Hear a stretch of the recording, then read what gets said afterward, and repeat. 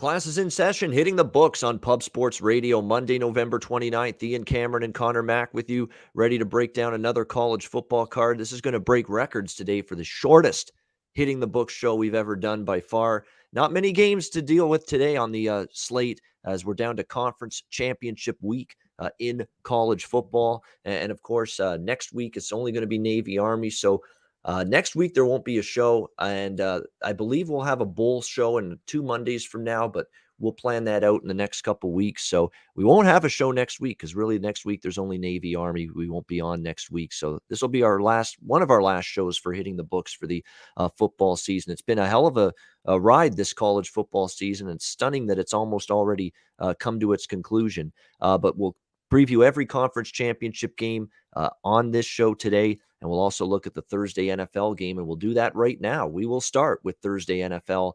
It's the Dallas Cowboys taking on the New Orleans Saints. Right now, the current number has the Dallas Cowboys around a 5.5-point road favorite, 47.5 the total in this game. But some big news coming out of the Cowboys this morning, Connor, is that COVID outbreak has definitely impacted things for the Cowboys. We already know they played without Lamb and Cooper at receiver last week. It just seems like some of the issues are getting worse right now for this Dallas team. And it's unfortunate because when I looked at this game, it's two struggling teams at the moment. But coming into this game, I was trying to make a case for Dallas in a bounce back spot if they got healthier. And now we're no longer sure if that's going to be the case. One thing we know for New Orleans is the offense stinks right now. Until they get Kamara and Ingram back, their running backs, until they get their offensive line completely healthy, until someone other than Trevor Siemian at this point starts under center at quarterback for them, I don't know if they're going to be able to fix this offense because it's been dreadful now 2 weeks in a row. The Eagles lost, the Buffalo lost on Thanksgiving last Thursday. I want no part of this Saints team until I see them get healthy on offense. And even then, I think it's tough sledding right now to want to back New Orleans. So initially here early in the week, I was leaning to Dallas, but now you hear the COVID news and the outbreak, that's happened with the Cowboys. It definitely tempers my enthusiasm to lay the points on the road with Dallas. What are your thoughts here, Connor, early in the week, Cowboys Saints? Yeah, Jacksonville Zoe, we'll get to your Michigan team later, and I will comment on your question you have right there. We will talk about it. I still wouldn't lay points and bet on them. Take them as a dog like that. Yeah, but I'm not going to lay it with them. And they're an all right football team. Anyways, it got me off track. They won. They finally won. Congrats. I got to give their due. They beat Ohio State. Good job. This NFL game, I want nothing to do with two teams that have just been horrible. I mean, you got to think the Cowboys early on were a bounce back team after the few losses that they had. And then they were, 7-0 ATS. And now they've lost like 3 in a row there. The defense finally got shredded. We talked about it on the show Tuesday. They played to a lot of unders, and I think that defense have been opportunistic, picks, getting pressure on the quarterback, but that D-line, some injuries have taken it, and I think you can throw all over them. The Raiders had all day to pass, and this is an offense that looked horrible the week before at home versus the Bengals. And then the Saints, they were putrid at home. This offense is horrible. Siemian looked pathetic. He can get by as a backup. It's very tough. I'm not going to go on the road and lay points with the Cowboys. To me, it's, when now with all the COVID there, McCarthy's probably out. Some players have it. I take the points here with the Saints. I know they're in a rough shape. I still think their defense is okay, but man, the last few weeks, that's looked bad. Bills, they gave up 33 to the Eagles, who, look at them. This is like the NFL. That's why it's a perfect Eagles or, win 4 in a row. Everyone's roaring in Eagles. The late 4 Eagles. Points. Yeah, and typical Eagles. Yep. And yeah, typical normal NFL shit with NFL teams. So I only grab the points here just early on. I'm not the big Thursday night football guy anyways, but as crazy as I would say, I take the Saints and the points here. Yeah, Mike McCarthy, head coach of the Cowboys, has it. The right tackle, Terrence Steele, now has it. Of course, Cooper was on the COVID list, but I think he might play this week because he's had this 1 week on the protocol list, and it's usually a minimum of 1 week that you're on the list before you're eligible to play. It doesn't mean for sure he's going to play, but at least he's got a chance to. And Lamb is obviously injury related. So you got to keep your eye on all of this stuff. It's just, I think, too early in the week to make a determination. And we know with the Saints, 2 running backs out, the right tackle still out, Ryan Ramczyk.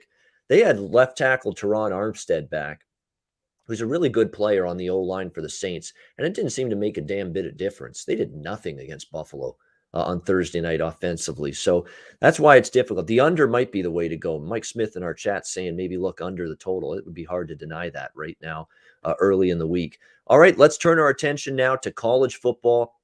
It's championship week. We're going to start in Conference USA with the team nearby, close to our home base there of Pub Sports Radio in San Antonio. It's UTSA, meep, the Roadrunners taking on the Western Kentucky Hilltoppers. Conference USA championship game. Current line here is Western Kentucky 1-point favorites in this game at the Alamo Dome in San Antonio, which is where this game will be played. 71.5 the total in this game.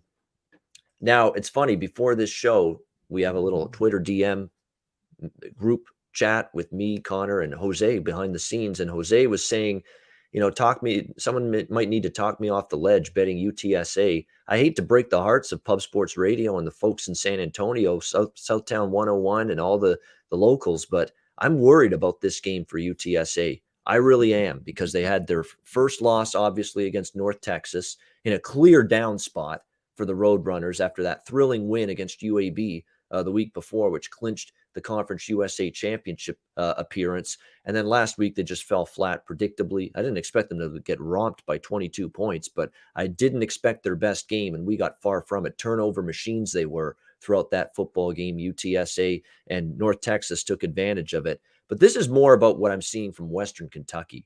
This team's a freight train right now, Connor. They are rolling. Bailey Zapp and the air raid offense is just steamrolling the opposing defenses. They did it to Marshall. That was supposed to be a game for the East Division of the Conference USA, of CUSA, the East Division on the line. And Western Kentucky just turned it into a blowout, turned it into a rout in the second half. They couldn't be stopped. The defense, after a bit of a shaky first half, Grant Wells and Marshall moved the ball in the first few drives of that game, but that was all she wrote for the Marshall offense. By halftime, they did nothing in the second half, and that Western Kentucky defense has been playing better and better and better as the season's progressed. Now, these two teams met on October 9th, and it was a game that was in Western Kentucky. But boy, I'll tell you right now, Western Kentucky gave UTSA one of their toughest games of the year, 52-46. In fact, they outgained UTSA in that contest despite losing by 6. Western outgained them by 106 yards and plus 0.1 yards per play. I think right now, Western Kentucky's just playing too good. And early in the week, Connor, if I'm betting this game, I hate to say it, I'm climbing that hill. I'm going up to the top with the Hilltoppers here, Western Kentucky. I cashed one of my stronger plays on Saturday, was them against Marshall. I like the way they're playing. They're in revenge. They're just on a roll right now. Their defense is every bit as good as what we've seen from UTSA down the stretch, especially the last few games. That defense has really come along for the Hilltoppers. So I hate to say it. I hate to break the hearts of PSR and San Antonio locals that flock the channel here, but it's Western Kentucky for me right now in this game. What do you think, Connor? Yeah, I think there might be some trouble here with UTSA.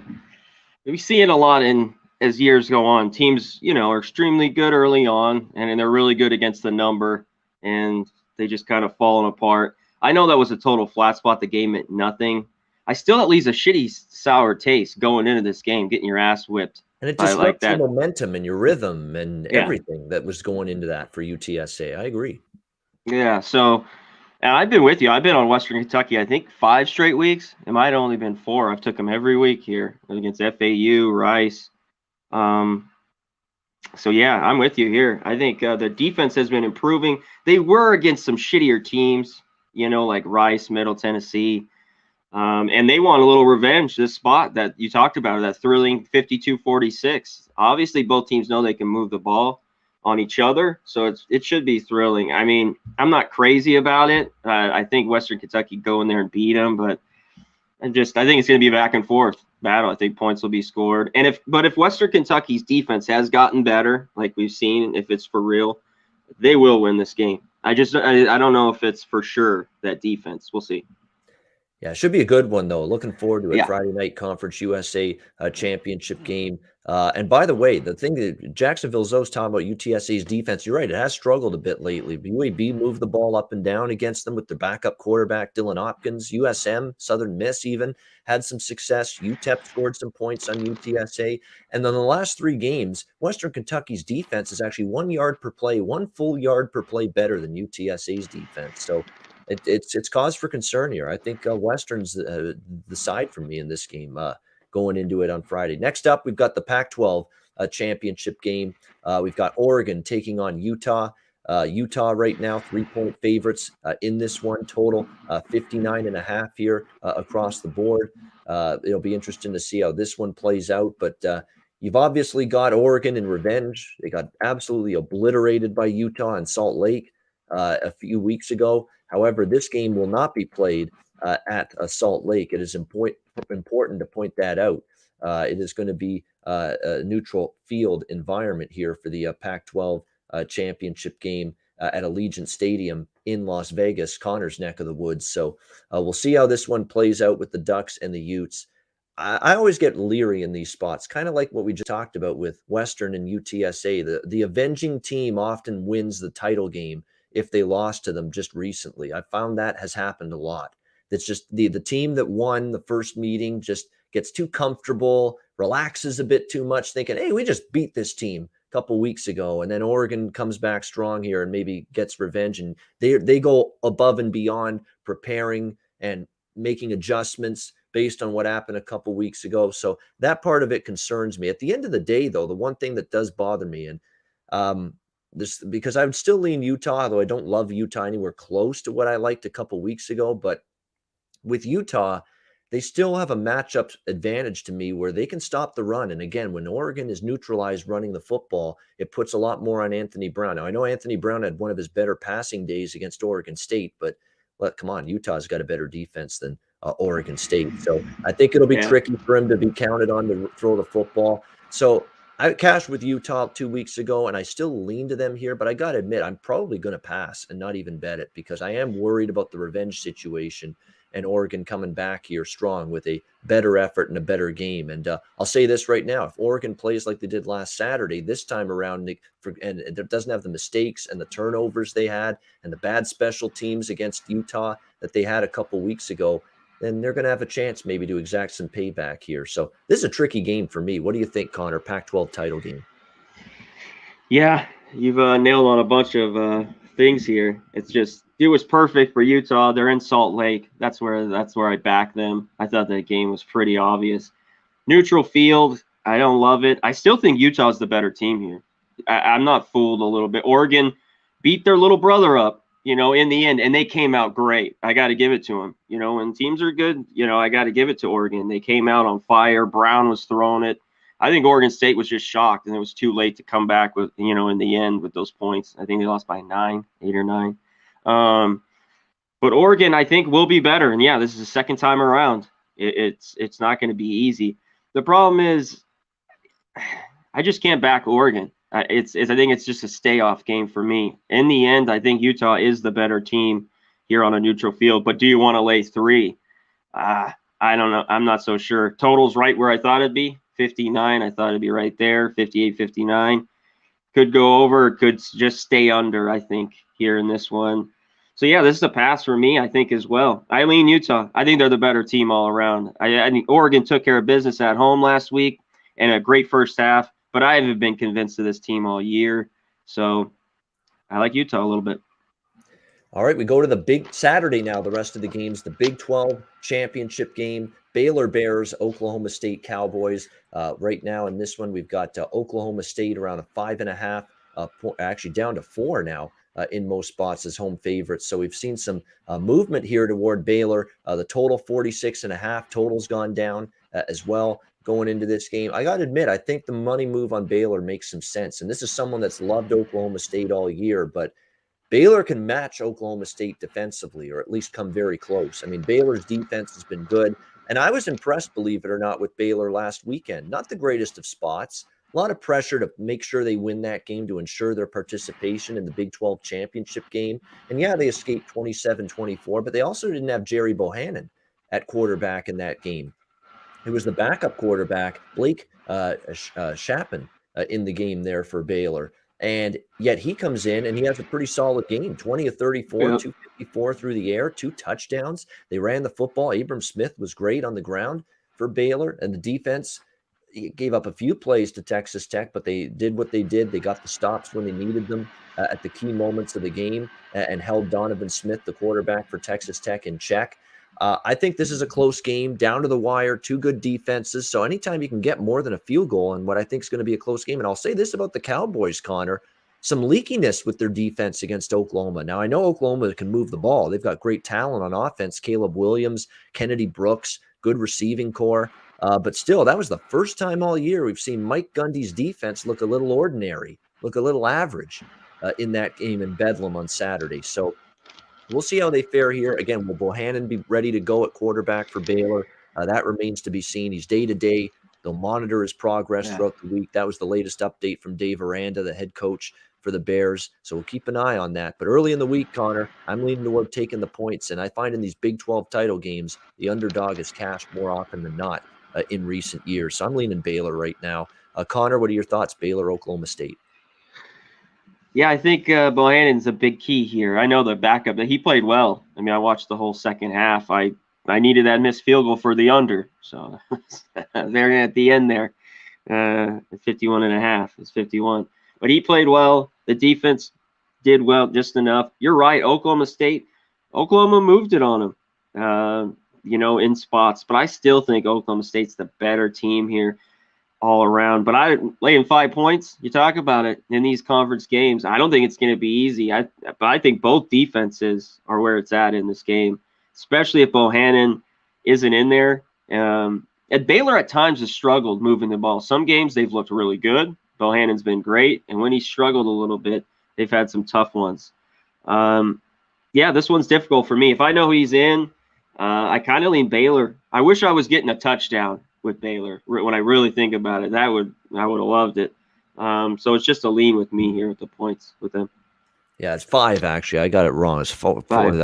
My betting odds screen has been acting up all day, but it's -5 now with Oklahoma State in this game. So I still like Baylor with the points. Now they lost to Baylor earlier, or to Oklahoma State earlier this year in the regular season meeting, 24-14. But again, you got an avenging team getting points. And look, Oklahoma State beat Oklahoma for the first time in ages in Bedlam on Saturday night. That's going to be a tricky game to get yourself revved back. And no, you should be revved up. It's a championship game.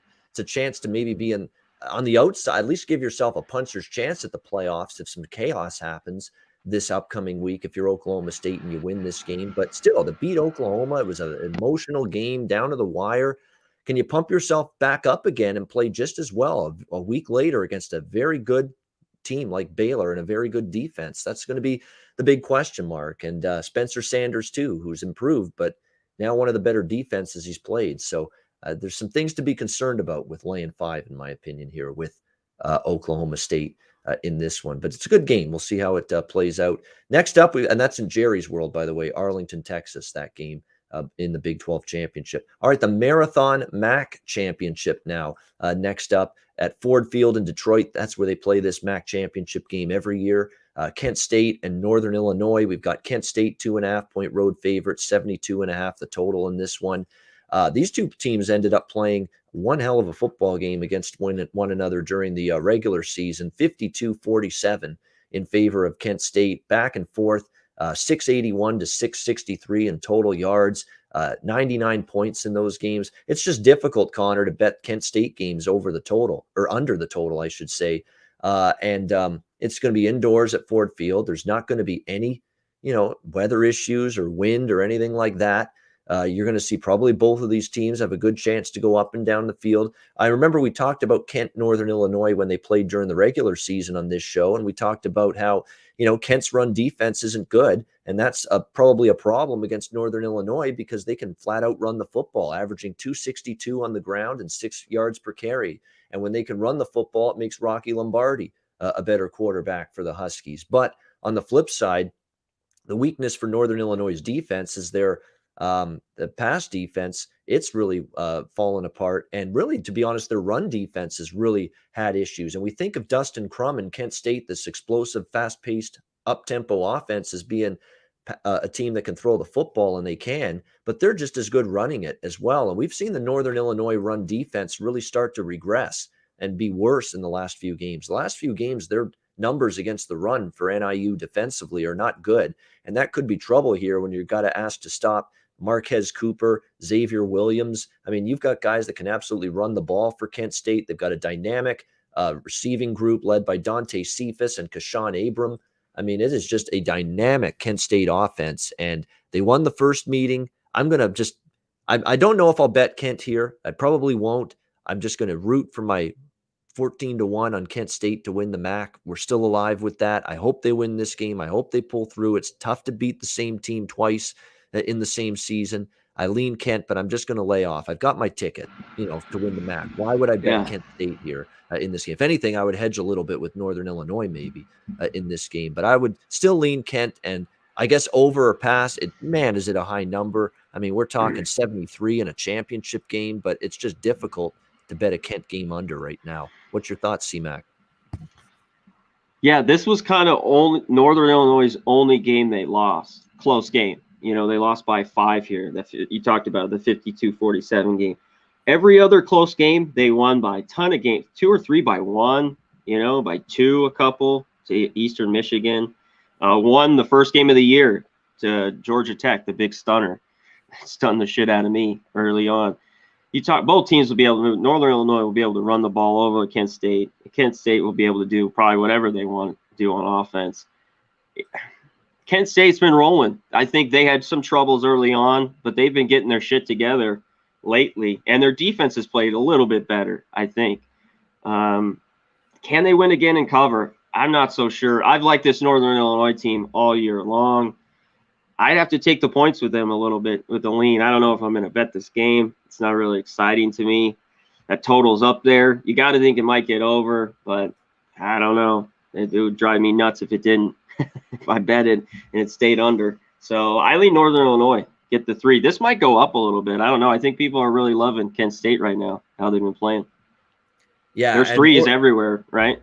Yeah. I have 3s. Yep. Yeah, it is right now 2.5, and even some 3s have popped up on Kent State in this game in a couple spots. But the concern for me, Connor, is with Northern Illinois' defense, because it's really gone backward in a big way. Down the stretch here. 38 allowed to Central, 52 in the loss to Kent, 29 to Ball State. They beat Buffalo in overtime, but they gave up 27, and that's a pedestrian Buffalo offense. Yeah. And even they moved the ball and almost beat Northern Illinois, that game where they clinched the division. I mean, Buffalo was going up and down the field, and Buffalo's not the greatest offense this year in this conference. So you worry about that. Are they capable of slowing down Kent at all? They better force some turnovers, Connor. Yeah, that's going to be their path to winning. They got to steal possessions, get some turnovers. That's what happened in the first 6 weeks or so. They made a big 4th and goal, and because they were bending a lot, but they didn't give a ton of points up. So they need a game like that here. Yeah, some turnovers, maybe a few big stops on 3rd and 4th down. So yeah. That's going to be important to them for sure if they're going to get the win here, no doubt. All right, next up, Mountain West Championship game. Utah State Aggies, San Diego State Aztecs. Right now, we've got San Diego State 5.5, 6-point favorite here in some spots. Total 50.5 here in this one. We'll see how it plays out. Of course, this is going to be in San Diego. It's just hosted by the Aztecs here. It'll be a home game for them, quote unquote, so to speak, in this one. So we've got San Diego State, and look, I've totally undervalued, and I've been disrespectful at times to this team this year, but I got to give them credit. I mean, that couldn't have started worse for them against Boise last week. They had to win that game to be in the Mountain West Championship game, and they just dominated both sides of the ball against Boise State in the second half and ended up turning a deficit into a 27-16 win. And I was impressed how they actually had a passing game. We know this is usually an offense for San Diego State. They rely on running the football with Greg Bell. But this was an offense with their 2 quarterbacks, and they employed both of them, Lucas Johnson and Jordan Brookshire. I mean, they combined for 20 of 35 and almost 300 passing yards with no interceptions against Boise's defense. So either that's a much improved San Diego State passing game, or that's a much worse Boise defense. I think it's a little bit of both, if you ask me. But we'll give the Aztecs credit for that. I'm just going to go back, though, to a point that I've mentioned on this show about San Diego State before. Their one flaw is teams that can throw the ball and can air it out. Those are the teams that can beat them. Look at Nevada, almost beat them with Carson Strong and their great passing attack. The one loss they had was Fresno, and we know what Jake Hayner can do throwing the football. And it's a good passing game and a solid quarterback and a good offense through the air that can sometimes make life tough for San Diego State. I think Utah State has those attributes to really trouble San Diego State here. Logan Bonner, they throw the ball a lot. They can run it too. And Blake Anderson, just one of the great coaching jobs that not enough people are talking about. Utah State was a shit show last year. Look at the year they've had now. 9 wins in the Mountain West Championship game. He's this year's Brent Brennan, essentially. That's what he is. He's doing this year with Utah State what Brent Brennan did with San Jose State last year. Just a dumpster fire program that all of a sudden just had that one great year, and they're in the Mountain West Championship game, that turnaround year. And that's what he's done here with Utah State. It's been an amazing turnaround from where they were last year. It's amazing when you have a good coach in there, how things can change. And I think what's also changed, Connor, for Utah State, the defense. Look at how well they've played down the stretch. It's been a much better Utah State defense. Aside from the Wyoming game, they had a rough day. But other than that, they've played much better on the defensive side of the football in 3 of their last 4 games. I think there's a close game, and I think the passing game for Utah State can trouble them enough trouble the Aztecs enough to allow Utah State to hang around in this game. So I'm taking the points here with the Aggies in this one. Connor, what's your thoughts? Utah State, San Diego State. Yeah, this is not another one that I'm not in love betting with. Right away, though, in San Diego State game, I want to look under.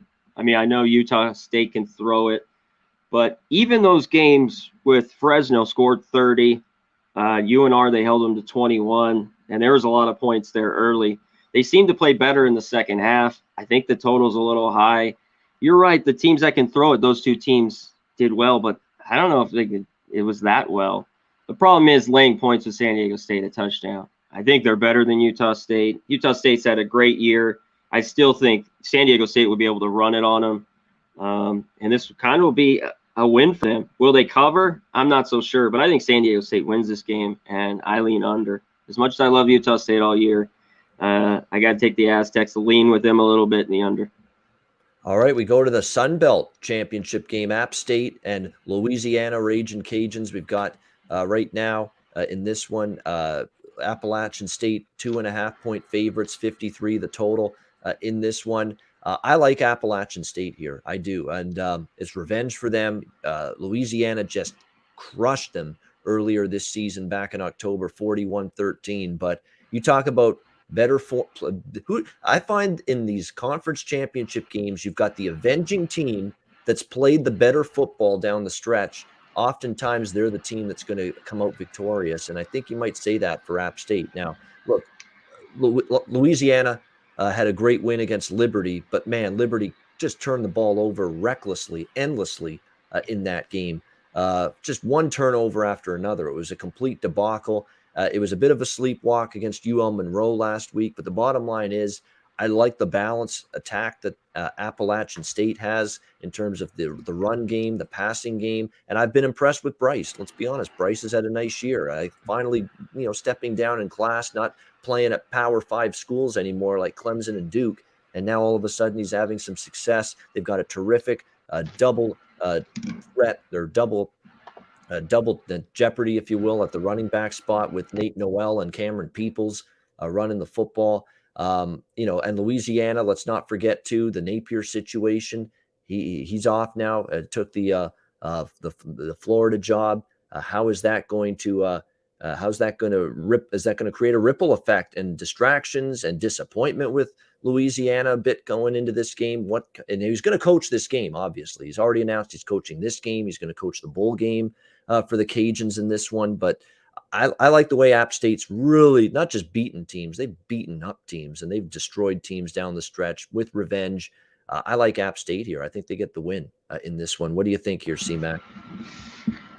Yeah, I think this one's going to be really, really tight. Problem is, I'll just sit and wait. I don't know if this gets – I'm waiting to see a 3.5. Then I'll take Louisiana here because I think this game is close. They already beat them. I know that was a horrible spot for App State. They played their worst game of the year. But one thing on App State, I'm not going to lay points here. Not a field goal, especially if it gets higher. I think it's close. You're right. They slept walk through. We talked about it. I was all over Monroe getting that 21.5. They've been playing a lot better. I thought that was one of my favorite looks on the board this last weekend. But they still been winning, whether it's Georgia State, they won by 4. They shut out Texas State 45-0. They just are a workmanlike team that gets it done. And if I see a 3 in the hook, I'm going to take the Ragin' Cajuns here. I like App State. I think both teams will be able to run it. I think it'll be physical. But give me the points here, Louisiana. Yeah, it's a good game. I mean, you can make a case for both sides, and I'm not trying to disrespect Louisiana. That's a good football team.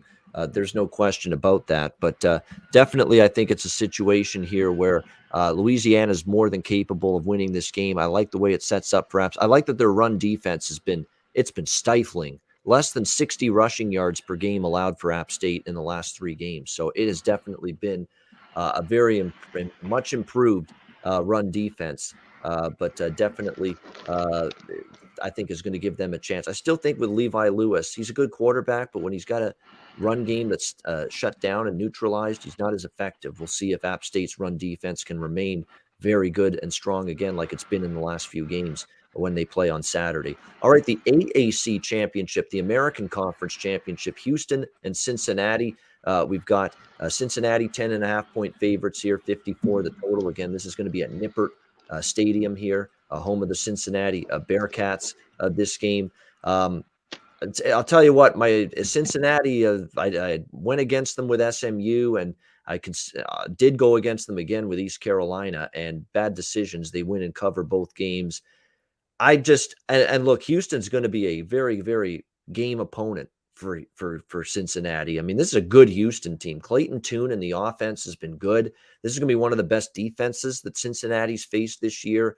But I think I'm counting myself out of the bet against Cincinnati business after the last 2 weeks. We know this team is now likely in the next rankings going to be in a playoff spot, in a top 4 spot after what happened over the weekend, especially with Ohio State losing to Michigan. That probably pushes Cincinnati into one of the 4 college football playoff spots. There's not only incentive to win, obviously, Connor, but if they can pile on a score or 2 at the end against Houston, they will absolutely do that, because this is one of the best teams on their schedule all year, Houston. I mean, this is a quality opponent here, the Cougars, and if they get that chance to not only win, but win by margin, I think they'll take it if you're the Bearcats. So yet at the same time, could I see Houston covering and maybe even shocking Cincinnati? Yes, believe it or not, I could see that happening, because Dana Holgerson's team's been solid, been stout, been sound for weeks now on both sides of the football. But after 2 weeks in a row of pounding my head against the wall with East Carolina and SMU taking them against Cincinnati, I'm not willing to go a 3rd straight week doing that. So it's probably going to be a pass for me, but I am looking forward to seeing this game. What do you think, C-Mac? Yeah, East Carolina really blew it with a few things in that game. I mean, Cincinnati took care of business in the end, but just couldn't score. I like Houston as well, but I wanted 2 touchdowns. When I was thinking of this, everything laid out, going through everything, man, I wanted 13.5, 14, and I had a feeling I was going to get 11.5, 10.5. It is 10.5. So mine's just a lean to Houston. Cincinnati, the last 2 weeks, they finally, big wins over SMU and East Carolina, had that little funk in the middle of the schedule where they got by Navy and Tulane. They want to win big here. I mean, they're going to be hopefully in the playoff, but they want to have a huge win here at home. That's the only thing that holds me pause, because I think this Houston team's been great all year. Holgerson's done a great job. The defense has been played really, really lights out. So as much as I want to take Houston, I'm probably just going to pass here in this game.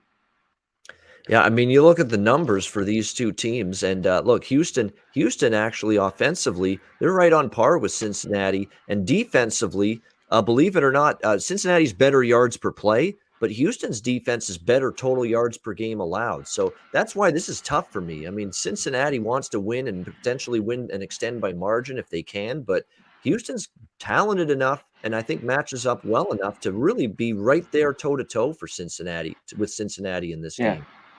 a lot of the teams they played, similar type score, how they beat, the Tulsas and the Navies. So maybe 10.5 is enough. We'll see. Yeah. It is. That's why it's a tough one for me to recommend either side, especially at the current number. All right, next up, we've got the SEC Championship, Georgia and Alabama, Mercedes-Benz Stadium in Atlanta. Georgia, 6.5-point favorites, 50 the total. Crazy as it is to say it, there's going to be some people out there that'll say, Alabama's an underdog. You got to take Bama, right? I'm not doing that. I'm laying it here with Georgia. I am. Here's why. I just saw Alabama's offensive line struggle to block and pass protect Auburn. All right? Auburn, who have nothing on the defensive line compared to what Georgia's got, who's going to send that entire defensive line to the NFL and most of the players on that defense. And they couldn't open up holes for the run game consistently against Auburn. The pass protection was hideous. Bryce Young was under pressure that whole game, and they were life and death to escape by the skin of their teeth. The Crimson Tide in the Iron Bowl last week against Auburn. Again, that O-line had problems against Auburn. Okay, you're having problems against Auburn. How the hell are you going to handle Georgia now in this game? And Georgia is in a spot where they've suffered so much heartache, so much disappointment, so much, failure against Alabama head-to-head that I think they will go out there and not only win, but want to make a statement. We want to kick their ass, I think, is what Georgia's thinking. I think they got the team to do it, because I think this is clearly what we're seeing, a weaker Alabama team than what we've seen in recent years. People are going to be attracted to the dog here, not me.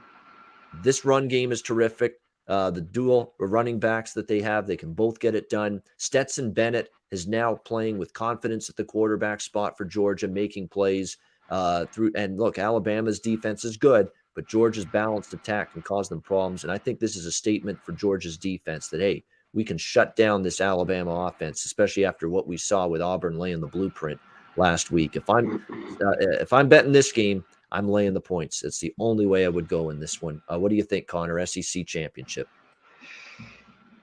Yeah, Zoe. Yeah, last week this was 4, and the total was higher too. That low-scoring game has dropped it a few points as well. I still under a touchdown. As long as it stays under a touchdown, I'll take Georgia. One thing I've done all year, I've took them, laid the points, took the other team's team total under, and the full game under. It's won every single week, the triple up every week on Georgia, and it's worked out. This will be the hardest game they have all year. I think Bama, but I think they cover. I think they can win here by a couple touchdowns at the least. I think you just saw Auburn shut down Alabama. That offense didn't look dynamic at all. That game, all of a sudden they came to life, hit the TD in the corner in that game to salvage it. But this is for me, Georgia. I'm not going to, as much as I love Alabama in years past, they don't got the team. I think the Bulldogs roll. We'll see. You never know in one of these, Alabama's always kicked their ass. I mean, if I was Georgia, they got the way better team this year. Just take it to them. Yeah, and I think after all the disappointment, remember losing a couple years ago in the championship game against Alabama in overtime with Tua that year. Yeah, I mean, just absolutely. They would love nothing more than not only to beat Alabama this time around on Saturday, but really wipe the field with them, I think. And I think that's what they again. And we don't even need them to just destroy Alabama, just win by a touchdown. And I think they're going to do that here on Saturday. This Georgia team. All right, we move now to the ACC Championship, Wake Forest and Pittsburgh. We got Pittsburgh 3-point favorites here in this one. The total 73 across the board. This is another one. It's a high total, but it's very difficult to bet an under with these two offenses. Wake Forest with Sam Hartman. This should be a great quarterback matchup. One of the better quarterback battles of Conference Championship Week. Sam Hartman and Kenny Pickett. This should be one hell of a matchup here at the quarterback spot with these two teams. They'll both move the ball. They both have playmakers. They both have good offensive lines. That's the strength of both teams is the offense. The question is going to be who can get a stop. That's who you bet. Who do you trust to get a stop in the key moments of the game? I think that's Pitt, to be honest with you, because I think I've seen Pitt's defense play better lately for sure. Get those key stops, even in the close games that went back and forth for a while, like the North Carolina game and some of the other games they won. They got the stops on defense, the Panthers, when they needed them. I don't know if you're going to get that as much from Wake. Now, I know Wake shut down Boston College, but I'd put that put an asterisk beside that performance Yeah. for Wake. Boston College, 2 weeks in a row, Jerkovic and the offense look completely out of sorts, completely out of sync. I can't explain why. That offense should have been a lot better for Boston College, but I'm not going to give Wake's defense all the credit in the world for the way they played against Boston College on Saturday. A little bit of a banged up team as well, BC. I think we go back to now the Wake defense that got lit up by Clemson, lit up by North Carolina. They're going to struggle, I think, to stop Jordan Addison down the field. They've got a bunch of weapons. Bartholomew. I mean, this is a Kroll, the tight end.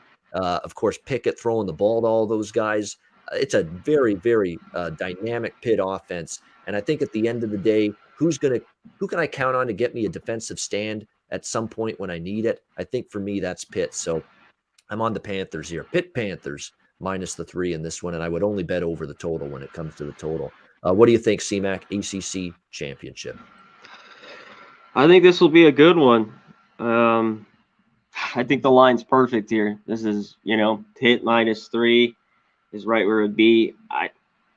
Every time I want to back Pitt, they've always shit the bed with me here. In like a big game like this, I know they're just laying 3.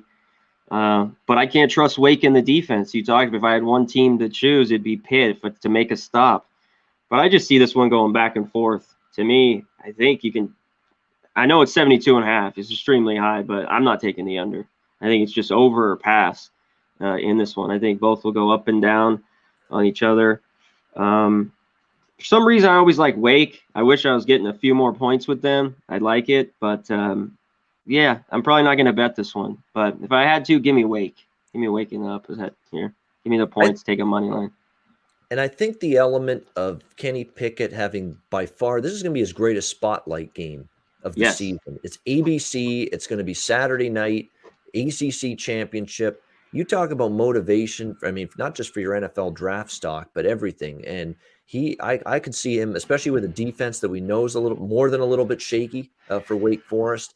I think definitely he's going to have, I think, a big night here and a chance. He's certainly motivated to have a big night because this is going to be a rare, like they haven't been on big time television this year, Pitt, a whole lot, even though they're in the ACC championship game. So there's a big chance for Kenny Pickett to really spotlight his ability for the next level here in this game on Saturday. Two old quarterbacks.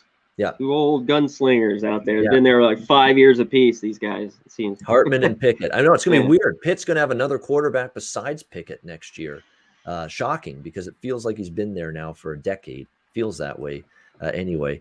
But yeah, he's been there a while, no doubt. All right, the final game for Conference Championship Week, Big Ten Championship, Iowa Hawkeyes, Michigan Wolverines. Michigan 10.5-point favorites, 43.5 the total. This game at Lucas Oil Stadium in Indianapolis.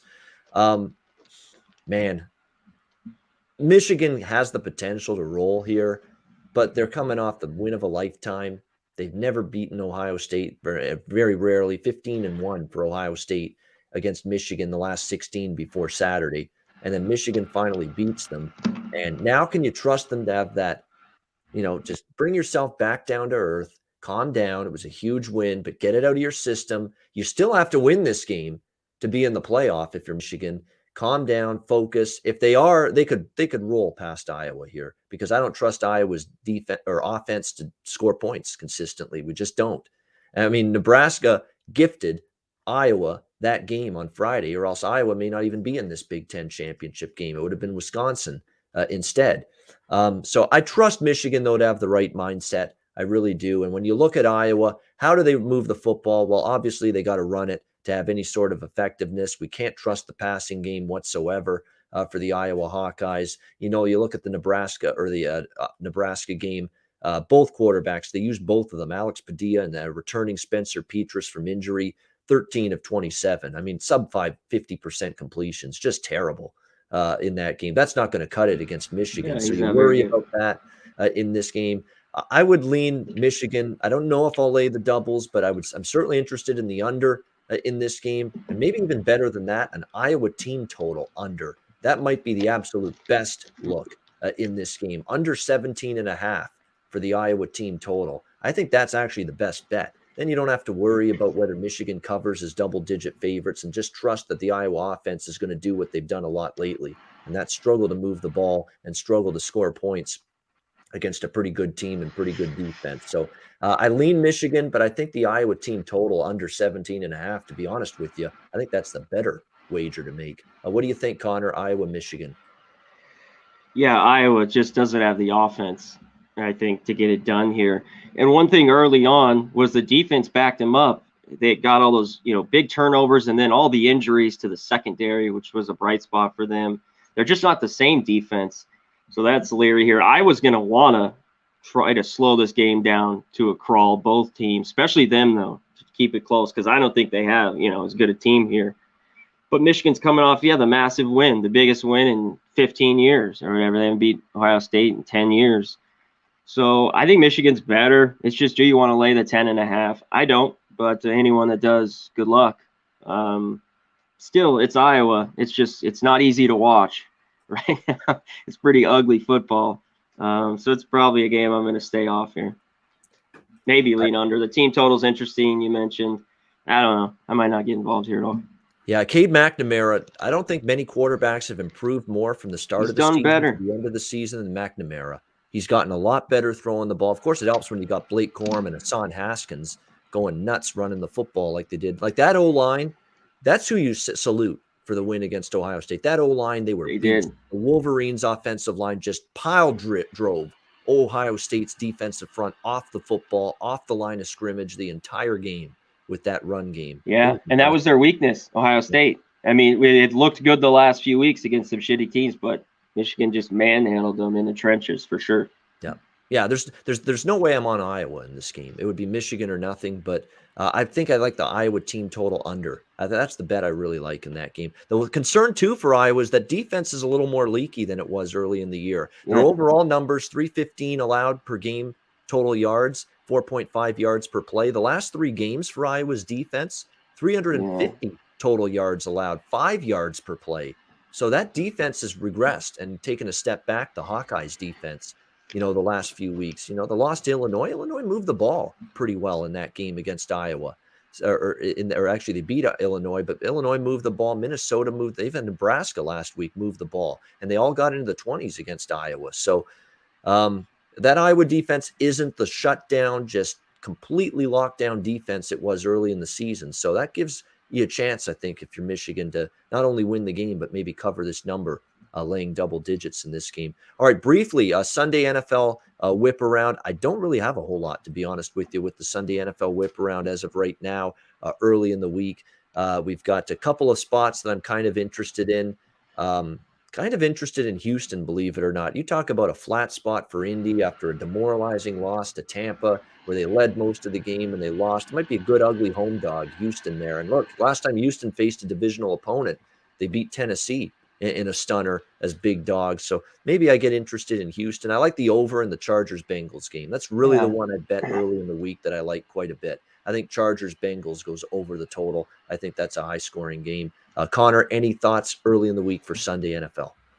I haven't bet any either. That I looked at right away. I think, the Chargers-Cincinnati over was good. I'm looking at the Jets a little bit. It's only 6.5. I'd have to have it over 7. They still scare the shit out of me. The Eagles probably will play better. I was looking at that game a little bit. The Dolphins. I know the Giants won, but if you there's 2.5s. This team's won 4 in a row, and they're still at home. I think the Dolphins could win again and cover that short number. And right now there's 2.5s. Depends on this Monday night game. I think if you like the Raiders, take them at the 2.5. I mean, it all depends on tonight. This line could move. It could go over 3. It could stay or go a little lower. But I think the Raiders back at home could get another win here against a Washington team that's subpar. Yeah, and a short week, too, for Washington because they play Monday night tonight against Seattle, so keep that in mind. But I like a lot of those. I lean in a lot of the directions you did there. I'm Jets, Dolphins, and Dolphins are red hot, and they've got life again. No question about that. And the Raiders certainly gave themselves life again in the playoff chase with the win against Dallas last week on Thanksgiving, for sure. All right, great stuff, Connor. And thanks to everybody for tuning in, as always, on Hitting the Books. Make sure you hit the like button if you haven't already. We'll say our goodbyes and final thoughts in just a second, right after this.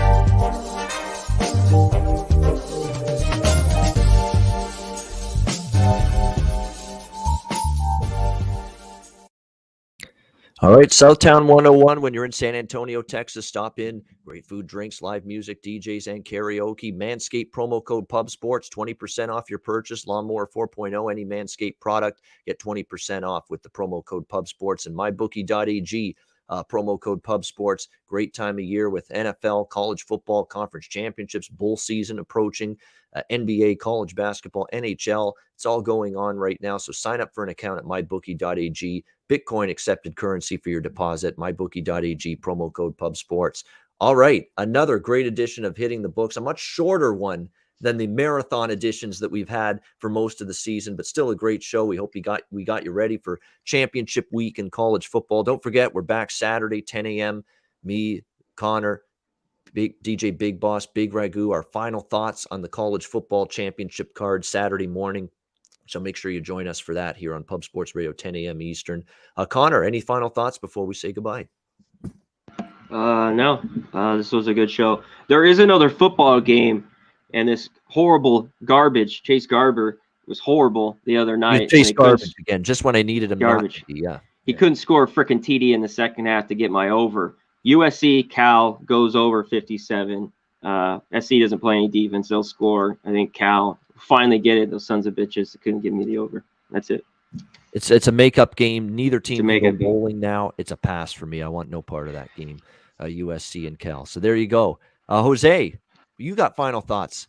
Yeah, Ian, I do have final thoughts, Ian. First of all, I want to take my victory lap. Lincoln Riley, I hope he enjoys Los Angeles. I'm going to be the biggest USC guy now. Fight on. Go Trojans. Can't wait for that. I'm glad that Oklahoma State physically broke Oklahoma this weekend. But however, I said in the chat that I was in a meeting, and I heard some of your Western Kentucky UTSA breakdown. And Ian, did I hear you're on Western Kentucky or pass, Ian? I am. I they're surging right now.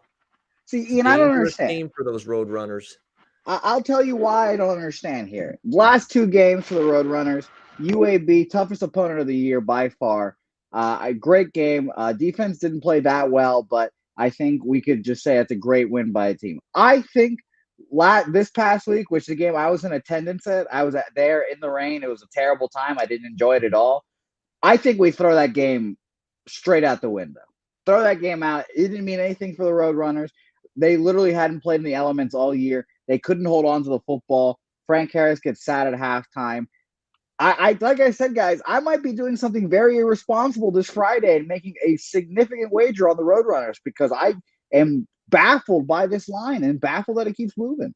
All right. Well, there you go. He likes UTSA. I think I'm probably only going to look toward Western in that game if I bet it. So guaranteed winner on that game right here from someone on and Ian, right here. By the way, we're rivals too because I heard your Tiger Cats are in the semi-playoffs, whatever the heck's, and they're going against the Riders. I'm hearing.